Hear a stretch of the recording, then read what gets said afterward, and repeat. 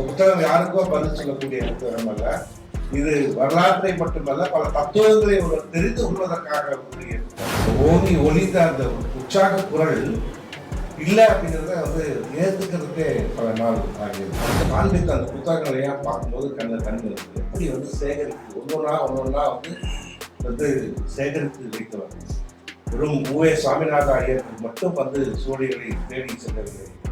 எத்தனையோ கண்ணுக்கு தெரியாத அருள் செல்வத்தை போன்றவர்கள் ஆய்வுகளோடு வருகின்ற எல்லா புத்தகங்களும் உலக அரங்கிற்கு போக முடியும். அந்த வகையில இந்த புத்தகத்துக்காக பல வகையில மெனக்கிட்டு இருக்காரு. நிகழ்ச்சி தொகுக்கிறவங்க எல்லாம் மாத்தணும்னா எவ்வளவு ஆபத்து இருக்குன்னா, நான் தான் சொன்னேன், அவங்க வந்துட்டுமா நாங்க பயப்படாதீங்க, வேலையை முடிச்சுட்டு வாங்க, குழுவில் தான் நிறைய பேர் இருக்காங்க பார்த்துட்டு வாங்க அப்படின்றேன். கடைசியில் நானே எனக்கு சொல்லி வச்சுட்ட மாதிரி ஆயிடுச்சு. உடனே நம்ம அண்ணன் 2 குறிப்புகள் சொல்லுவாரு. முதல்ல திறனாய்கள் என்னுடைய பெயர் தான் இருக்கு.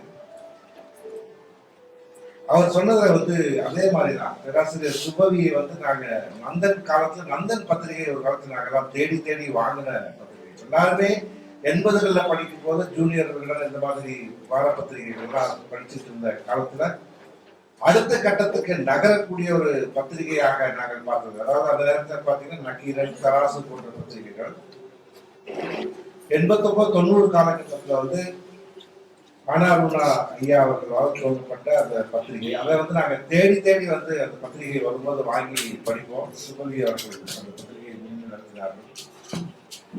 அதற்கு பிறகு பேராசிரியர் சுபவி அவர்களை அதிகமாக தெரிந்து கொண்ட காலம், நான் மட்டுமல்ல தமிழ் உலகமே தெரிந்து கொண்ட காலம் அந்த சொன்னா காலம்.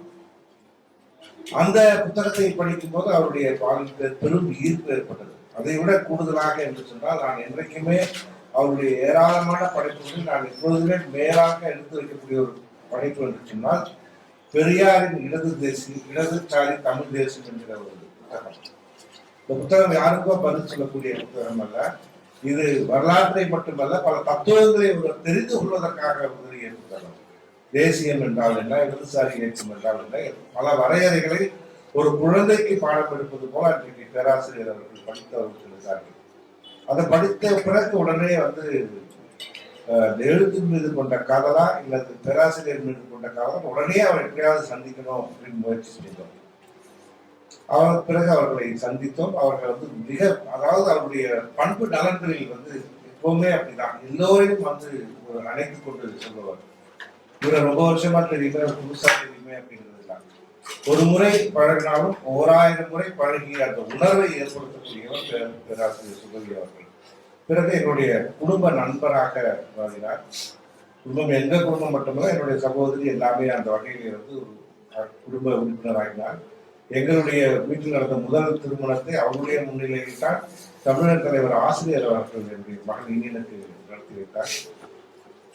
ஆகவே தம்பி குமரன் சொன்னது போல பேராசிரியர் சுபவி மீது, அவருடைய எழுத்துக்களின் மீது அந்த பற்றுதல் ஒரு எழுத்து எப்படி ஒரு ஈர்க்கும் என்பதற்கு நம்ம எல்லாம் அவர் மிக மிக முக்கிய காரணம்.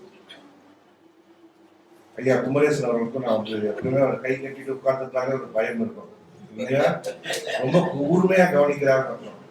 ரிலாக்ஸ்டா உட்கார்ந்துட்டாருன்னா எப்ப முடிக்க போறாங்கன்னு அர்த்தம். அவ்வளவு மரியாதைக்குரியவர் இந்த குழுல.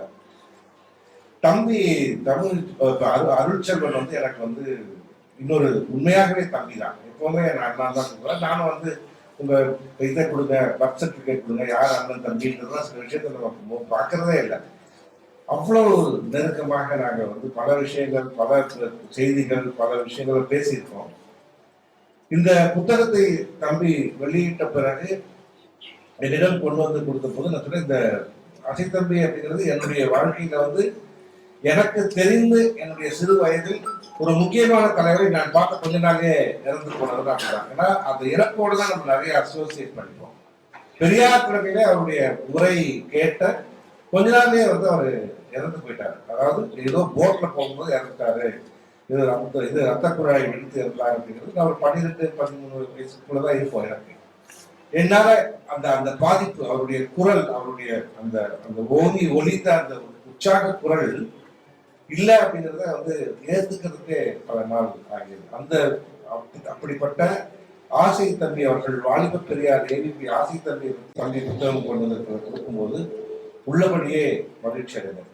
அப்புறம் அவர்கிட்ட சொன்ன மகிழ்ச்சியுடன் இந்த புத்தகத்தை நான் மட்டும் செய்தது முறையாக, ஏன்னா இது வந்து இந்த இயக்கத்தோடு இருக்கிற இணைந்து இருக்கின்ற இதில் ஊறி திளைத்தவர்கள் யாராவது இந்த புத்தகத்தை செய்தால்தான் நாம் ஏவிக்கு ஆசை தம்பிக்கு வந்து ஜஸ்டிஸ் பண்ணணும்.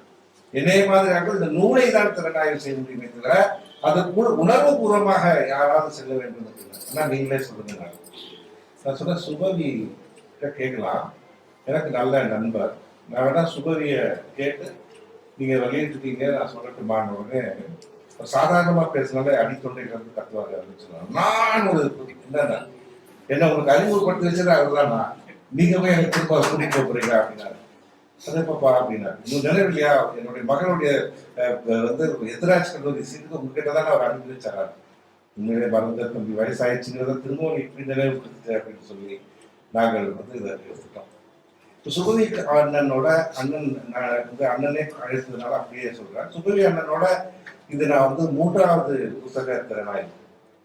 முதல்ல வந்து ஒரு 12-13 வருஷம் இருக்கும்னு நினைக்கிறேன். மதுராந்தகத்துல என்னுடைய இனிய நண்பர், காலம் சென்ற ரோட்டரி நண்பர் அரங்கநாதன் அவருடைய கவிதை புத்தகங்களை வெளியிடுவதற்காக அவர் வந்து அழைத்திருந்தார்.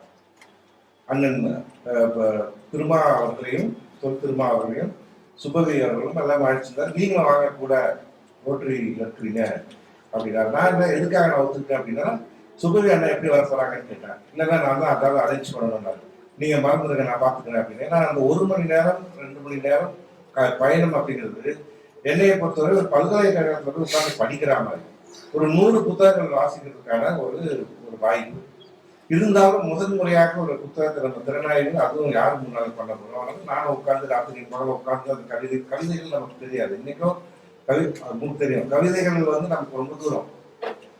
அதனால அந்த கவிதைகளும் வந்து ரொம்ப கடும் தமிழ்ல கடுமுறை எழுதியிருக்கிறாரு. அதெல்லாம் உட்கார்ந்து படிச்சு இதே ஒரு 10-12 கவிதைகள் எடுத்து நம்ம கொடுத்துருக்க ஒரு 15 நிமிஷத்துல பேசிடுவோம் இப்படி வந்துட்டோம். கார்ல பேசிட்டு இப்போ என்ன நிறைய தகவல்கள் சொல்றாரு. எனக்கு வந்து வருத்தம்னா என்னன்னா பத்ராதான் இன்னைக்கு யோசிக்கலாம் வந்துருச்சு அப்படிங்கிற மாதிரி ஓட்டிட்டு போயிட்டே இருக்கும்போது புத்தகம் திரும்பிக்கிட்டாரு. ஆமா அந்த புத்தகம் என்ன புத்தகம் அப்படின்னா என்ன இல்ல நான் புத்தகமே அனுப்பவே இல்லையே அப்படின்னாரு. உடனே நான் சொன்னேன் இது இருக்குண்ணே அப்படின்னா, பின்னால சீட்டு இருக்குங்க கொஞ்சம் கொடுங்க. வண்டியை கொஞ்சம் ஓரமாக நிறுத்தி அந்த புத்தகத்தை எடுத்து கொடுத்தேன். நான் பார்த்துட்டு இருந்தேன். ஏன்னா அது எந்தெந்த கவிதைகள் எல்லாம் சொல்ல போற இடத்துல குறிச்சு வச்சிருந்தேன். இதுவரை அதெல்லாம் பார்த்துட்டாங்க என்ன ஆகும் அப்படின்னு ஒரு 5 நிமிடம் தான் பார்த்துருப்பாங்க. இப்படி புரட்டிட்டு சரி ஒளிவண்ணன் அப்படின்னு பேச ஆரம்பிச்சாரு.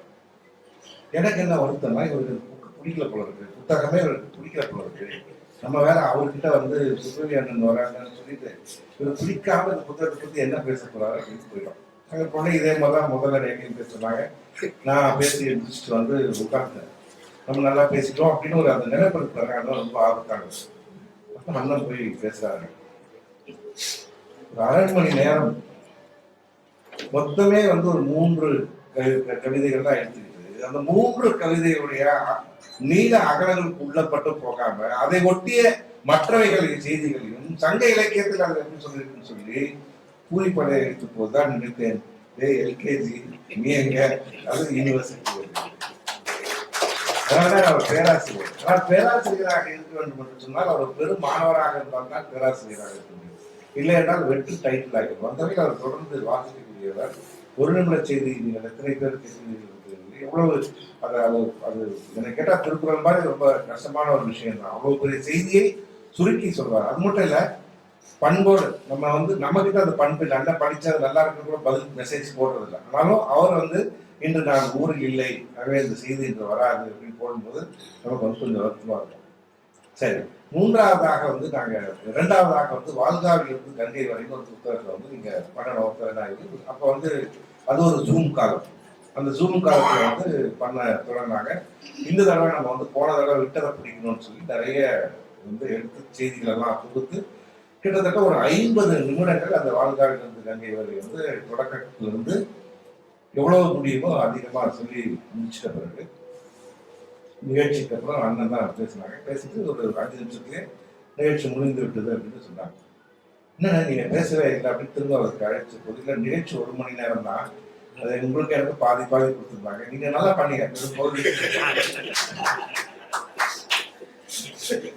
அந்த இப்ப வந்து அருள்செல்வன் வந்து நேற்று அதுக்கு எனக்கு காலில் ஒரு கட்டு. நான் அப்பவே சொன்னேன் வீல் சேர்ல வாயா அப்படின்னு. வீல் சேர்ல வந்து இப்ப வந்து கூடுதலா புத்தகம் வாங்குவாங்க. எவ்வளவு ஒரு எழுத்தாளருக்கு காலில் ஒரு கட்டா இருந்தா கூட கஷ்டப்பட்டு வந்திருக்கிறாரு. அவருக்காக ஐயோ பாவம் ஆஸ்பத்திரி செலவுக்காக இன்னும் கூட கையில இருந்து பிடிக்காம வந்திருக்கிறாரு. அதனால வாங்குவாங்க அப்படின்னு தொடர்பு. அப்போ அருள்செல்வன் வந்து கேட்டார், அண்ணா நீங்க நாளைக்கு அண்ணன் சொன்ன அண்ணன் பேசணும், இந்த புத்தகம் அவ்வளவுதான் தகுதியானா என்னால முடிஞ்சது கொஞ்சம் கொஞ்சம் சொல்லிட்டு விட்டுருக்கேன். அவங்க இன்ட்ரோ மாதிரி வச்சிருவோம், நேரத்துக்கு மட்டும் ஆரம்பிச்சிருங்க அருள்செல்வன் அப்படின்னு சொன்னேன். இல்லைன்னா அது ஒன்றும் பிரச்சனை இல்லை, நெட்ல பிரச்சனைனா வேலையை கொண்டுருக்காங்க பிரச்சனை அப்படின்ட்டாங்க. அதாவது நேரத்துக்கு ஆரம்பிக்கிறது. ஏன்னா ஒருத்தர் என்ன சொன்னாங்கன்னா, போன வாரம் உன்னை நம்பி தான் டிஸ்கவரிக்கு வந்தாங்க, நீங்க ஒரு மணி நேரம் லேட் ஆரம்பிச்சதால எனக்கு ரொம்ப தாமதம் ஆயிடுச்சு சொல்லிட்டாங்க. இதில் தம்பி தெரியும், வாழ்கள் படிப்பு நிகழ்ச்சி 6 மணிக்கு 6 மணிக்கு எழுதிடுவாங்க. அருள்செல்வன் வந்து இங்கே குறிப்பிடப்பட வேண்டியவர். எனக்கு வந்து என்னிடம் மட்டும் அதிகாரம் இருந்தால் அருள்செல்வனை நாளையிலிருந்து வேலைக்கு போகக்கூடாதுன்னு சொல்லுவார். யூ ஆர் டிஸ்மிஸ்ட் அப்படின்னு சொல்லுவார். உனக்கு வேண்டிய எல்லா வசதிகளும் உன்னுடைய மீதி நாட்களுக்கான இருப்புகளுக்கு நான் எல்லாம் கொடுத்து விடுகிறேன், உன்னுடைய ஒரே பணி ஆராய்ச்சி செய் அப்படின்றத சொல்லுவாங்க. ஏன்னா ஆராய்ச்சி அப்படிங்கிறது வந்து ரொம்ப மிக முக்கியம். ஆராய்ச்சிங்கிறது வாட்ஸ்அப்போட நிறுத்திக்கிறாங்க.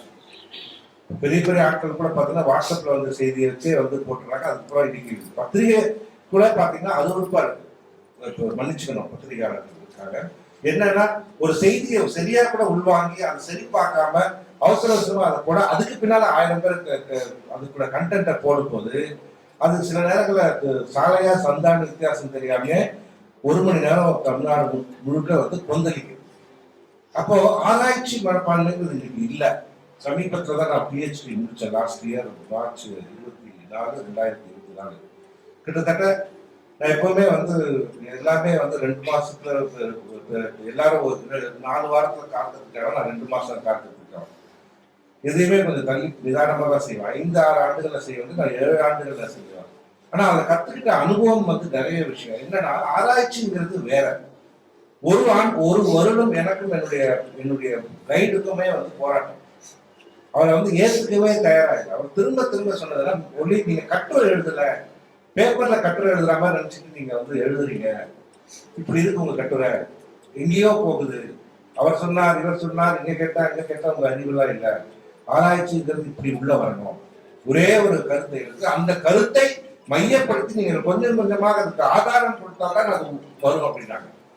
நம்முடைய தமிழிலிருந்து ஆங்கிலத்துக்கு போகக்கூடிய புத்தகங்கள் பெரிய குறைபாடுனா அந்த புத்தகங்களை எங்கேயுமே ரெஃபரன்ஸே இருக்காது, எதுக்குமே ரெஃபரன்ஸ் இருக்காது. கல் தோன்றி மண் தோன்றா காலத்தை முன் தோன்றிய மூத்தக்குடியிலிருந்து இன்ன வரைக்கும் நம்ம வந்து நிறைய ஸ்லோகன்ஸ் அண்ட் முழக்கங்கள் தான் இருக்குமே தவிர எங்கேயாவது அதுக்கு வந்து ஒரு ரெஃபரன்ஸ். அதை நாங்கள் வந்து சமீபத்தில் வந்து பார்த்தோம். நம்ம பாலகிருஷ்ணன் ஐயாவுடைய புத்தகத்தை பார்த்தீங்கன்னா ஒரு செய்தியில கூட அதை வந்து குறிப்பிடணும்னு சொன்னாங்க. பிறகு வந்து அந்த புத்தகத்தை வியப்புரைன்னு நம்மளுடைய ஆரியர் இளவல் வந்து ஆல்ரெடி எழுதுவான புத்தகத்தை கன்சைஸ் பண்ணி சின்னதா எளிமையா புரிஞ்சுட்டு கொண்டு வரும்போது 1 வருட உழைப்புக்கு பிறகு பாலகிருஷ்ணன் ஐயா சொன்னாங்க இந்த புத்தகம் வந்து பண்ண முடியாது அப்படின்னாரு. நீங்க நிறைய விஷயங்களை வந்து அப்படியே கண்டதும் கேட்டதும் எழுதிட்டீங்க தவிர நீங்க அந்த மூல புத்தகத்துக்கு வந்து பெரும் அநீதி செய்து விடுவீர்கள் அப்படின்னாரு. உட்கார்ந்து திரும்பவும் வந்து அதை நுணுக்கமாக ஆராய்ந்து செய்து தான் அவங்க தம்பி அருள்செல்வன் வந்து நான் இன்னைக்கு நேரத்தில் அவர் பல ஆண்டுகளாக நான் பார்த்துக்கிட்டே இருப்பேன். எந்த ஒரு விஷயத்தையுமே மேம்போக்காக செய்யக்கூடியவர் அல்ல. அவர் வீட்டுக்கு போயிருக்கிறவங்களுக்குலாம் அந்த அனுபவம் இருக்கும். அவர் வீட்டுல வந்து 2வது மாடி ஒரு நூலகம் வச்சிருப்பார், அவ்வளவு புத்தகங்கள். நாங்க வந்து ஒரு ஞாயிற்றுக்கிழமை போயிட்டோம், நானும் இணையம் 11 மணிக்கு ஆரம்பிச்சு காமிச்சுட்டே இருக்காரு. எனக்கு 1 மணி ஆயிட்டா வந்து எல்லாம் மறந்துடும், பசி தவிர.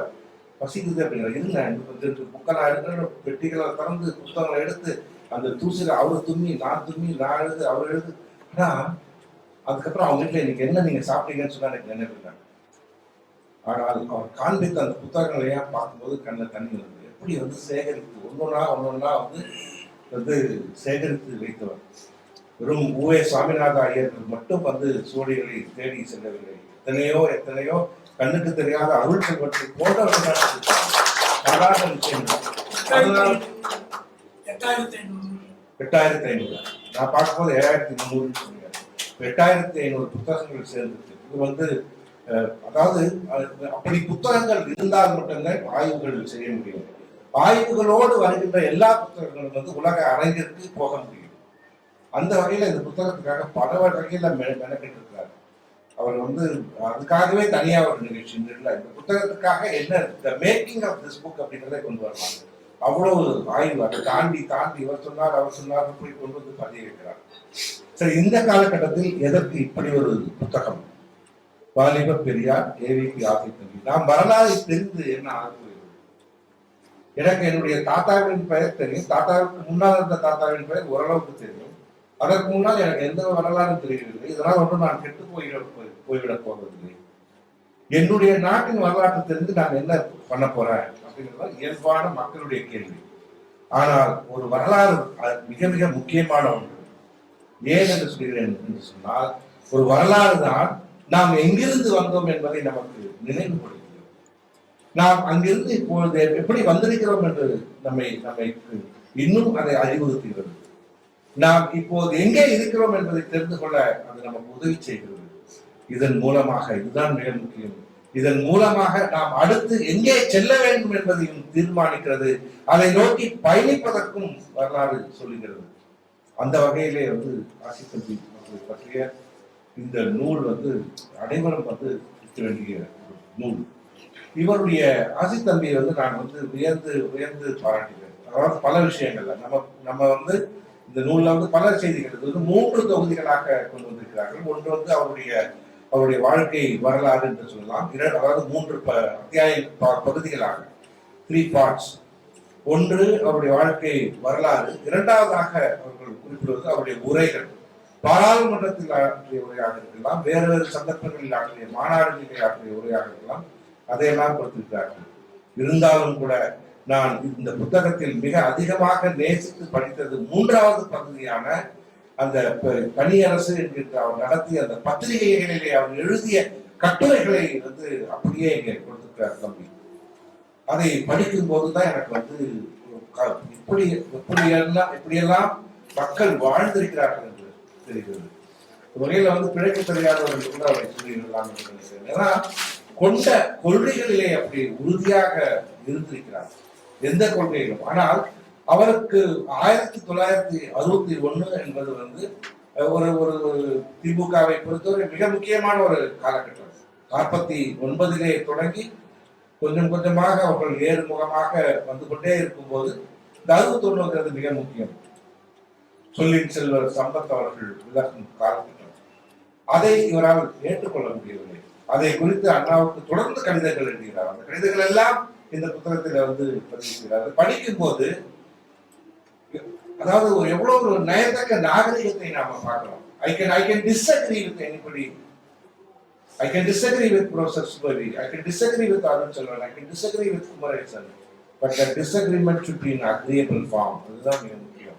கருத்துகளில் தான் நான் அவர்களோடு ஒன்று படாமல் போக முடியுமே தவிர அவர்களோடு அல்ல. இன்னைக்கு கொஞ்சம் ஏமாந்தாலே உடனே அவர் யார் தெரியுமா அப்படின்னு அவர் பின்னால் இருக்கிற வரலாறுகள் எல்லாம் எடுத்து போட்டு கேவலப்படுத்துவாங்க. அண்ணன் வந்து அதை ஒரு தடவை என்கிட்ட சொன்னார். ஒருவரை எதிர்த்த கொள்கைகளில் வெற்றி பெற முடியவில்லை என்றால் அடுத்த ஆயுதம் அவன் அன்னைக்கு சந்து மொழியா நின்று சிகரெட் குடிச்சிட்டு இருந்தான், பாத்தியா எப்படிப்பட்ட தலைவன் உனக்கு அப்படின்னு ஆரம்பிக்கிறாங்க. ஆகவே அப்படிப்பட்ட ஒரு காலகட்டத்தில் அந்த கடிதங்களை வந்து ஒன்று கட்டப்பட்ட நான் சுட்டி காட்ட விரும்புகிறேன். குறிப்பா வந்து காஞ்சிபுரம் மாநாட்டிற்கு வந்து அழைக்கப்படவில்லை. 61 திமுக மாநாட்டுக்கு ஆசித்தம்பி அவர்களை அழைக்கவில்லை. பத்திரிகையாளர்கள் அண்ணாவை அமைச்சராங்க. ஒரு கட்சி நடத்துகின்ற ஒரு மாபெரும் தலைமைக்கு அதுவும் ஒரு முக்கியமான காலகட்டம். யோசிச்சு பாருங்க, 49 இருந்த காலகட்டம் வர 61 காலகட்டம், கிட்டத்தட்ட ஒரு பாதி வழியில வந்துட்டாங்க திராவிட முன்னேற்ற கழகம். நமக்கு இன்னைக்கு வரலாறு பார்த்தா தெரியும். ஆமாங்க, 67 திராவிட திமுக ஜெயிச்சிட்டாங்க, 1 நிமிஷத்துக்கு சொல்லிட்டு போயிடலாம். ஆனால் 61 அந்த கட்சியினுடைய மனநிலை, கட்சி தலைவர்கள் அப்ப ஏன்னா அவர்கள் வந்து கிட்டத்தட்ட வந்து ஒரு முக்கியமான ஒரு இடத்தை தமிழ்நாட்டில் தக்க வைத்துக் கொள்கிறார்கள். அப்படி இருக்கிற சூழல்ல வந்து நீங்க வந்து முக்கியமான ஒரு நிகழ்ச்சி மாலைக்கு கிளம்பிக்கிட்டே இருந்தீங்க, பல்வலி வந்தா எப்படி இருக்கும்? பல்லு வலியை பார்க்கறதா, நிகழ்ச்சிக்கு பார்க்கறதா அப்படிங்கும்போது அந்த மாதிரி ஒரு காலகட்டத்தில் ஒரு தலைவர் எப்படி நடந்து கொள்ள வேண்டும்.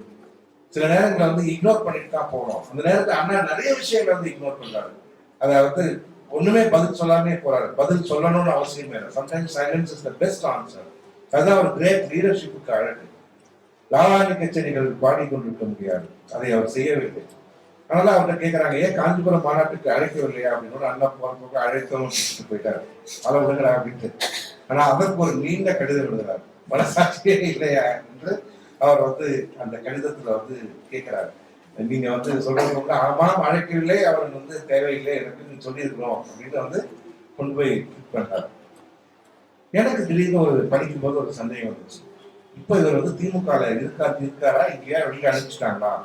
அந்த கடிதங்களை படிக்கும் போது அப்படி இருக்கு. ஆனா வரலாறு நெடுக்க பார்க்கும்போது பின்னால் அவர் வந்து எம்எல்ஏ ஆகிறாரு, கொஞ்சம் ஒரு சேர்மன் வராரு, பிறகு எம்பி ஆகிறாரு. அப்ப ஏதாவது வெளியில போயிட்டாருன்னு திரும்ப போய் உட்கார்ந்து பார்க்கும்போது அவர் கட்சியை விட்டு எந்த காலத்திலும் வெளியே போகவே இல்லை. அதாவது நான் எந்த கொள்கையை ஏற்றுக்கொண்டோ அந்த கொள்கையோடு நான் இருக்கிறேன். ஆனால் அதில் மாறுபடும் போது அந்த கொள்கையை வந்து நான் வந்து கேள்வி கேட்பேன் அப்படிங்கிறது. அதை வந்து ஒரு முறை வந்து நாங்கள் வந்து பேசும்போது சொன்னாங்க, இந்த புத்தம் சரணம் கச்சாமி, சங்கம் சரணம் கச்சாமி அப்படின்னு வரும் இல்லையா. அதுல வந்து அந்த முதல்ல வந்து புத்தம் சரணம் வந்து இண்டிவிஜுவல், ஒரு ஒரு தனிப்பட்ட ஒரு மனிதன் தலைவருக்கு கேள்வி கேட்கும் போது தலைவர் பெருசா சங்கம் பெருசானா சங்கம் தான் பெருசு. சரி, சங்கம் பெருசா கொள்கை பெருசா அப்படின்னு சொன்னா சங்கத்தை விட கொள்கை தான் பெருசு. இது வந்து ரொம்ப அடிப்படையான, இதை வந்து வேற ஒருத்தர் அதை எடுத்து வச்சுட்டு இதை வந்து உதாரணமா சொன்னாரு, பொருந்தாது. ஆனால் என்னால் அதை மறக்க முடியாத ஒன்று என்னவென்று சொன்னால், தலைவர், கட்சி, கொள்கை என்று சொன்னால் இந்த ஆர்டர்ல தான் இருக்க முடியும் அப்படிங்கிறத. அந்த கொள்கைக்கு ஏதாவது ஒரு சிறு கீறல் வரும்போது கொள்கையாளர்கள் வந்து அதை பொறுத்துக்க மாட்டாங்க, கேள்வி கேட்பாங்க. அந்த வகையில் அவர் செய்தாரு. அதற்கு பிறகு அவருடைய இந்த கடிதங்கள், நீங்க இந்த புத்தகத்தை வாங்கணும். ஏன்னா இந்த புத்தகங்கள்லாம் பொக்கிஷம், நமக்கு வந்து ஒரு வரலாற்றை சொல்லக்கூடியது. பாராளுமன்றத்திலே 1979 மொரார்ஜி தேசாய் அவர்கள் பிரதம மந்திரியா இருக்கிறார். யாராவது கேட்டா வந்து பாஜக முதல் பிரதம மந்திரி யாருன்னு கேட்டா எல்லாரும் சொல்றது வந்து வாஜ்பாயின்னு சொல்லுவாங்க. சில பேர் கிடையாது. இந்த வரலாறு நல்லா பாத்தீங்கன்னா அதுக்கு முன்னாடி நரசிம்மராவ்னு ஒருத்தர். அதாவது காங்கிரஸ் பாஜகவினுடைய கொள்கைகளோடு இருந்தவர் நரசிம்மராவ். சரி, நரசிம்மராவுக்கு முன்னால யார் அப்படிங்கிறது நாங்க அந்த காலத்துல வந்து எவ்வளவு செலிப்ரேட் பண்ணோம். இந்திரா காந்தி தோற்கிறார்கள், மொரார்ஜி தேசாய் பிரதம மந்திரியாக, தமிழ்நாட்டில் ஒரு சீட்டு கூட திமுக பெருசா கிடைக்கல. அப்படிப்பட்ட ஒரு பிரச்சனையை தவிர மாபெரும் ஒரு இதுல நாங்க தூக்கி கொண்டாடிய ஒருவரை இன்றைக்கு படிக்கும் போது மறுவாசிப்பு செய்யும் போது இவருக்கு அவருக்கு என்ன வித்தியாசம் இருக்கிறது என்றுதான் அந்த மொரார்ஜி தேசாய் அவருடைய பாராளுமன்ற உரைகளை எல்லாம் பார்க்கும்போது தெரிகிறது. அதுல வந்து இவர் வந்து இந்தி ஏகாதிபத்தியத்தையும் இந்தி திணிப்பையும் பற்றி சொல்லும் போது, நீங்கள் நேரு அவர்கள் கொடுத்த அந்த வாக்குறுதி மிக மிக முக்கியமானது. இன்னும் முன்னால போய் பார்த்தா நேரு அப்படிதான் கொண்டாந்து திணிக்கிறார். அந்த நேரு கொடுத்த வாக்குறுதி மிக மிக முக்கியமானது, இன்றியமையானது. அதை பாதுகாப்பதற்காக நீங்கள் வந்து ஒரு கண்காணிப்பு குழு அமைக்க வேண்டும் என்கின்ற வகையில அவர் வந்து அங்க ஆணித்தரமாக வந்து பதிவு செய்கிறார். அவருடைய பாராளுமன்ற உரையெல்லாம் நாங்கள் அன்றைக்கு வந்து முரசொலி பத்திரிகையில படிச்சவங்க. அப்படிப்பட்ட ஒரு மிக உன்னதமானவர். இன்னொரு செய்தியை மட்டும் சொல்லிட்டு நான் முடிச்சுக்கிறேன். சிறைக்கு செல்கிறார். அவருடைய சிறை வந்து இந்த நூலில் தம்பி கொடுத்தது போல முதல் முறையாக திராவிட இயக்கத்துல ஒரு புத்தகம் வெளியிட்டு அந்த புத்தகம் தடை செய்யப்பட்டு அதற்காக சிறை தண்டனை விதிக்கப்பட்டவர் ஆசி தம்பி அவர்கள். ஆரியமாயை புத்தகம் கூட அந்த தகவலை ஒரே கட்டம் அதே கட்டத்தில் தான் வந்தது. இந்த புத்தகம் வந்து தடை செய்யப்பட்டு அவரை அழைத்து செல்லும் போது அவரை சிறை திருச்சி சப்ஜெக்ட்ல வந்து அவருடைய ஆடைகளை எல்லாம் அகற்றி நிர்வாணப்படுத்துகிறார். ஒரு மனிதனை எப்படி கேவலப்படுத்த முடியும்? ஒரு தேர்ட் ரேட் கிரிமினலை செய்வது போல செஞ்சாங்க. அதுக்கு பிறகு அவர் வந்து கடுங்காவல் தண்டனை, அப்புறம் சாதாரண காவல் எல்லாம் வெளியில வராங்க. மொட்டை அடிக்கிறதுக்காக எந்த விதமான உத்தரவுமே கிடையாது. ஆனால் அதை மீறி அன்றைக்கு அதிகாரிகள் வந்து அவ்வளவு வன்மம். இருந்தாலும் எனக்கு ஒரு சந்தேகம், இது எப்போ வந்து நடந்திருக்கும்?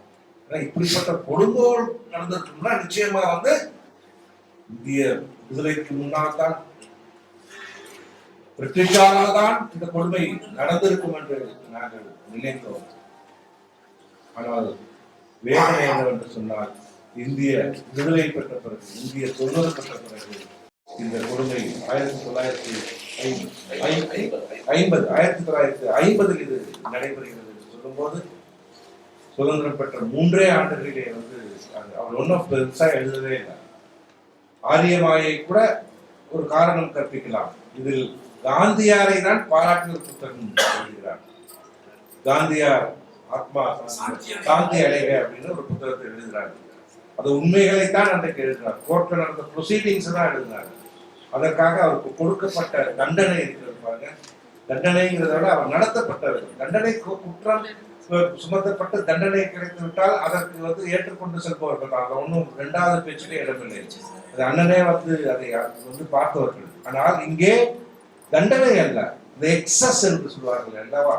நீ 300 தடவை நினைச்சு பார்ப்பே அப்படிலாம் புத்தகம் எழுதுவதற்கு அப்படிங்கிறது நமக்கு கிடைத்த மாபெரும் பரிசாக நினைக்கிறேன். சுதந்திரம் பெற்ற ஈராண்டுகளிலே இப்படி ஒரு உத்தமமான ஒரு தலைவருக்கு வந்து கிடைச்சது.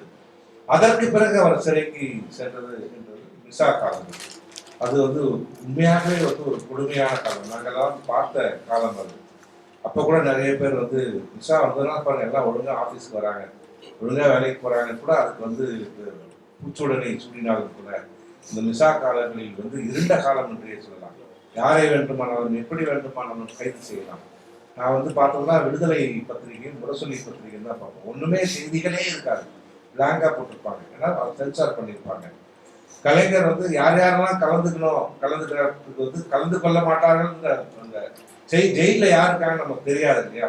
அதனால கலந்து கொள்பவர்கள் பட்டியலை வந்து சொல்லிடுவார். அப்ப இவங்கெல்லாம் இல்லைன்னா ஜெயிலில் இருக்காங்க அப்படிங்கிறது.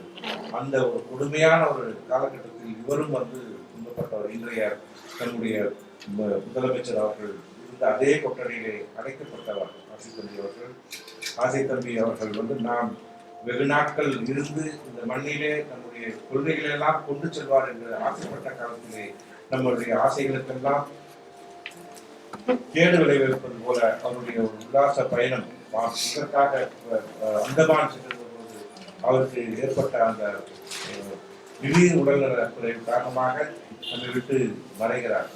இறந்த போது கூட பார்த்தீர்கள் என்று சொன்னால் திராவிட இயக்க தலைவர் மட்டும்தான் இருக்கும் போதும் பிரச்சனை, இறந்த போதும் பிரச்சனை. அந்த காலத்திலே அவருக்கு பிரச்சனை. அந்தமான் இருந்து உடலை இங்கே சென்னைக்கு கொண்டு வருவதற்கு அன்றைய ஒன்றிய அரசாங்கம், அந்த அரசாங்கம் அவ்வளவு எளிதாக அதற்கு அனுமதி கொடுக்கவில்லை. 1000 காரணங்கள் சொல்கிறார்கள். அதை குறித்து கூட தமிழர் தலைவர் ஆசிரியர் அவர்கள் தன்னுடைய இரங்கல் உரையில் அன்றைக்கு பதிவு செய்கிறார். இப்படிப்பட்ட ஒரு தலைவர் எவ்வளவு வன்மம், இதெல்லாம் இதற்கு வந்து வேற எதையுமே சொல்ல முடியாது. வன்மம். நம்ம இன்னைக்கு சமீபத்தில் அதே வன்மத்தை தான் பார்க்கணும். இடம் கொடுக்க மாட்டேன்னு சொல்லி கடைசியில் நாம் சட்டம் நீதிமன்றத்தின் மூலமாகத்தான் இடம் வாங்க வேண்டியது. ஆகவே திராவிட இயக்கத்துக்கு இப்ப புதிதாக ஏன் வரலாறு படிக்க வேண்டும் என்று சொல்வது ஏதோ இன்றைக்கு புதிதாக செய்யவில்லை. இதையெல்லாம் தொடர்ச்சியாக நடைபெற்றுக் கொண்டு வருகின்றன என்பதை வரலாற்றின் பக்கங்களை பார்த்து வரலாறு திரும்ப படிக்கப்பட வேண்டும், வரலாறு சொல்லப்பட வேண்டும்.